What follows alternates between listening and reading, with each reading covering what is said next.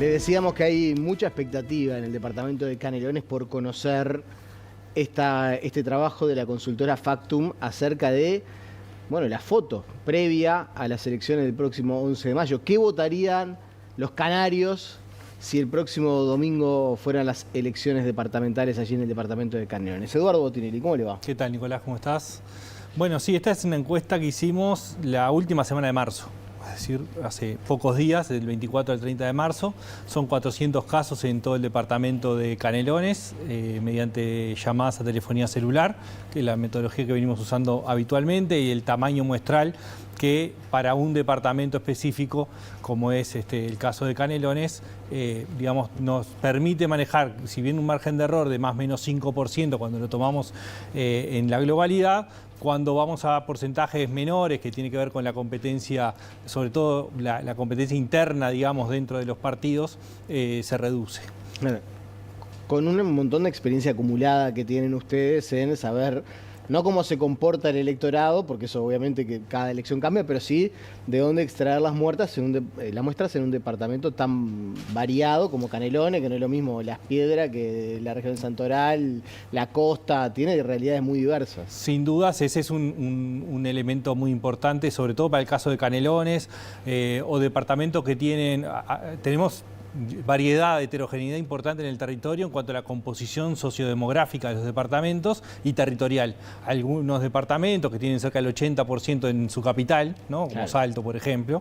Y otros quizás sea más fácil. Bueno, por lo menos es más fácil en un sentido, digamos, desde el punto de vista geográfico, pero internamente la ciudad es muy heterogénea también, entonces también eso hay que considerarlo. Y otros departamentos que tienen menos de la mitad de la población en la capital y tiene más disperso en todo el territorio. Bueno, y Canelones tiene esa diversidad de territorios, tanto en la urbanidad como en la ruralidad y tradición también distinta en el vínculo político. ¿Qué dice la encuesta de cara al 11 de mayo? Bueno, el primer dato tiene que ver con la intención de voto por partidos. Recordemos que en el caso de Canelones, como Montevideo y Salto, la coalición republicana se presenta como tal, como un partido, a diferencia del resto de los 16 departamentos donde los partidos van por separado.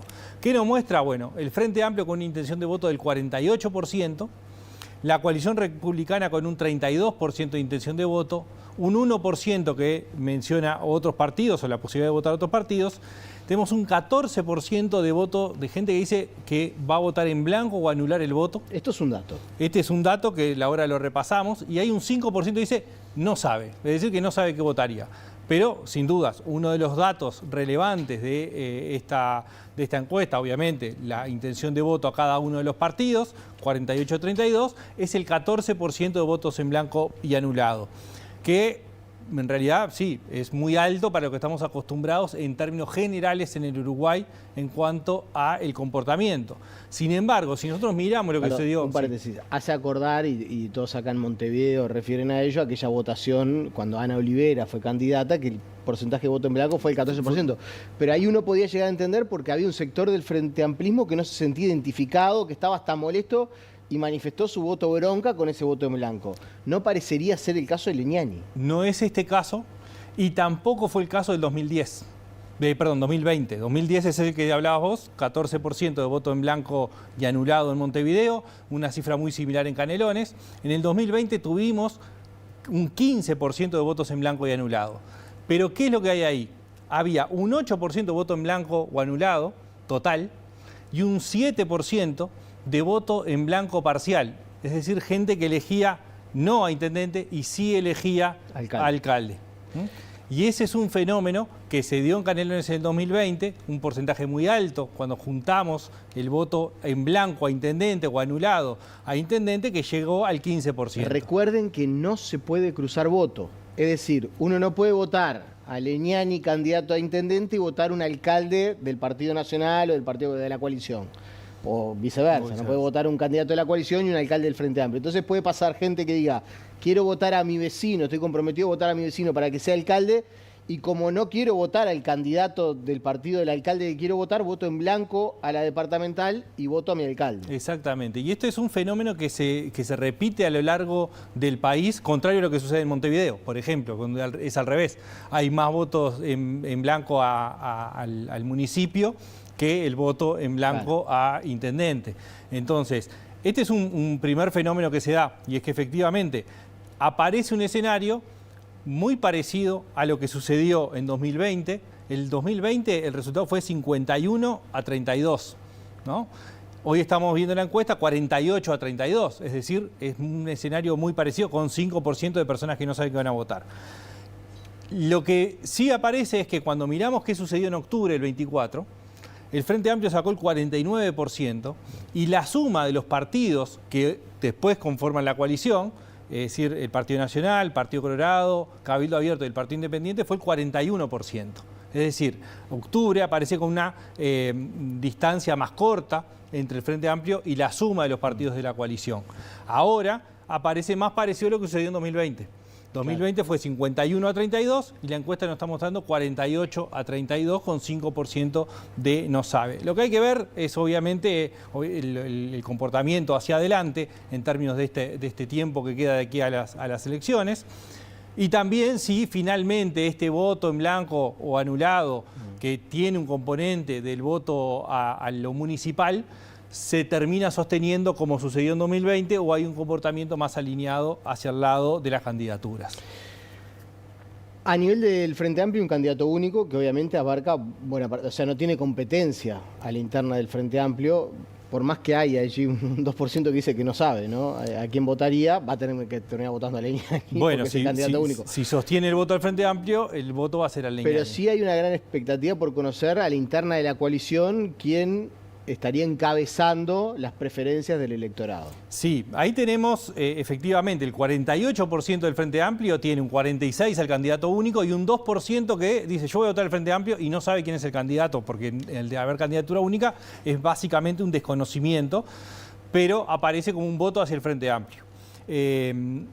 Acá la fórmula que repite el Frente Amplio es lo que hizo en 2020 también, ¿no? Candidatura única y hay una competencia múltiple en el caso de la coalición republicana, que tiene 2 candidatos de origen Partido Nacional y 1 origen Partido Colorado, donde se ve una competencia bastante importante entre Lerete con 13% y Andújar con un 11%, y luego viene la candidatura de Walter Cervini con un 6%. Queda otro 2% de personas que dicen yo voy a votar a la coalición, pero no sé a qué candidatura voy a votar.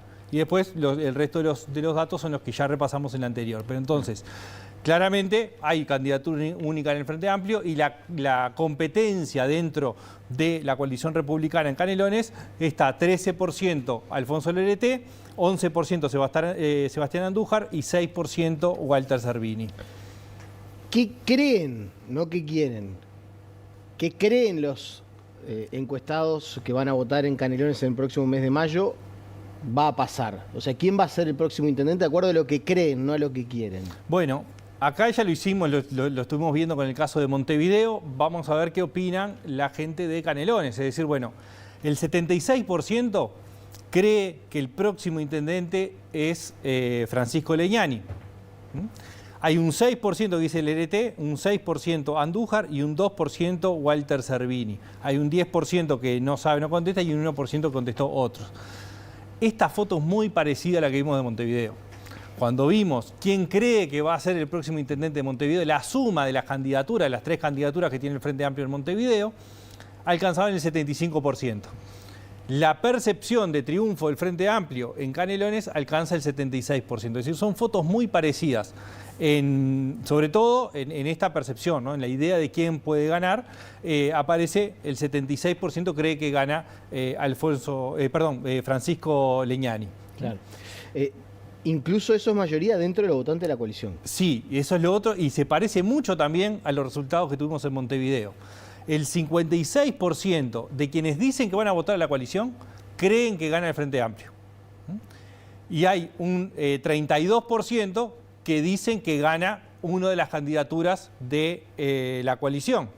Dentro del votante del Frente Amplio, el 90% cree que gana el Frente Amplio. Es decir, y en esto también se parecen mucho las respuestas de Montevideo y las de Canelones. Porque en Montevideo teníamos cerca del 55% de votantes de la coalición que decían que ganaba el Frente.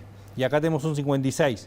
Y cerca del 90% de los votantes del Frente Amplio en Montevideo decían que ganaba el Frente Amplio. Y lo mismo sucede en Canelones. Votantes del Frente Amplio en Canelones que dicen que gana el Frente Amplio. Entonces, diría, son escenarios que son muy parecidos entre sí en cuanto a la construcción de imagen de la opinión pública y relativamente parecidos lo que es la intención de voto, que no muestra grandes diferencias con lo que vimos en 2020.